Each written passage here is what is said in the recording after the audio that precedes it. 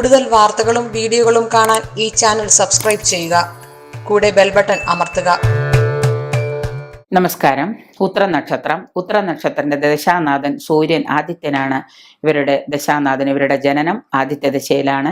ഈ ആദിത്യ ദശയെ തുടർന്ന് ഇവർക്ക് ചന്ദ്രദശ, പിന്നെ ചൊവ്വാദശ, പിന്നെ രാഹുർദശ, പിന്നെ വ്യാഴം, പിന്നെ ശനി, പിന്നെ ബുധൻ, ഇങ്ങനെയാണ് ഇവരുടെ ദശാനാഥൻ പോകുന്നത്. വിവാഹത്തിന്, ഗ്രഹം ചമയ്ക്കുക, ഗ്രഹപ്രവേശം, ഇതിനൊക്കെ പറ്റിയ നാളുകളാണ് ഈ ഉത്തര നക്ഷത്രക്കാർക്ക്. പൂരോരുട്ടാതി, തിരുവാതിര നക്ഷത്രക്കാരുമായിട്ടുള്ള പ്രവർത്തനങ്ങളോ കൂട്ടുവീഴ്ചയോ ഒന്നും ഇവർക്ക് നല്ലതല്ല.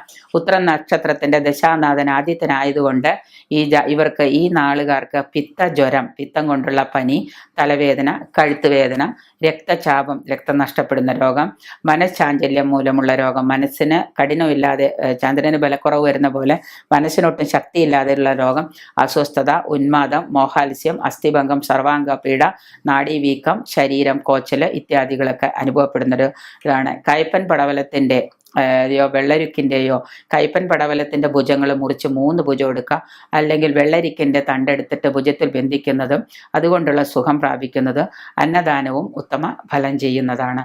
മൃത്യുഞ്ജയ ഹോമം ചെയ്യുന്നത് വളരെ നല്ലതാണ്. എരിക്കൻ ചമത കൊണ്ട് ഭദ്രകാളി ഹോമം ചെയ്യുക. ഇതെല്ലാം വളരെ ആശ്വാസകരമായ കാര്യങ്ങളാണ്. ഒപ്പം തന്നെ നിങ്ങളുടെ ജാതകം പരിശോധിച്ച ജാതകത്തിലുള്ള ആ സമയത്തുണ്ടാകുന്ന രോഗാദി ദുരിതങ്ങൾ ഏതൊക്കെയാണെന്ന്, ദിശാനാഥന് ഏതൊക്കെ രോഗദുരിതങ്ങളാണ് കൊണ്ടുതരുന്നതെന്നും കൂടെ പരിശോധിച്ചുകൊണ്ട് നിങ്ങൾ അതിനു വേണ്ട പരിഹാരങ്ങൾ ചെയ്യുന്നത് വളരെ നല്ലതായിരിക്കും. കാരണം നിങ്ങളുടെ സമയത്തിൽ നിങ്ങൾക്ക് ഓരോ ദശാനാഥന്മാരും കൊണ്ടുതരുന്ന രോഗങ്ങളുണ്ട്. ഓരോ സമയത്തും ഓരോ ദശാനാഥന്മാരാണ് നിങ്ങൾക്ക് രോഗാദി ദുരിതങ്ങൾ ഉണ്ടാക്കുക. അപ്പോൾ ആ സമയത്ത് നമ്മൾ മുൻകൂട്ടി അത് കണ്ടുകൊണ്ട് അതിന് പരിഹാരങ്ങളും അതിന് വഴിപാടുകളും അതിന് പ്രാർത്ഥനകളും ആ ദേവതോപാസനകളും ചെയ്ത ഓരോ ദശാനാഥനും ഓരോ ദേവതകളും ഓരോ മന്ത്രങ്ങളും ഓരോ പ്രാർത്ഥനകളും ഉണ്ട്.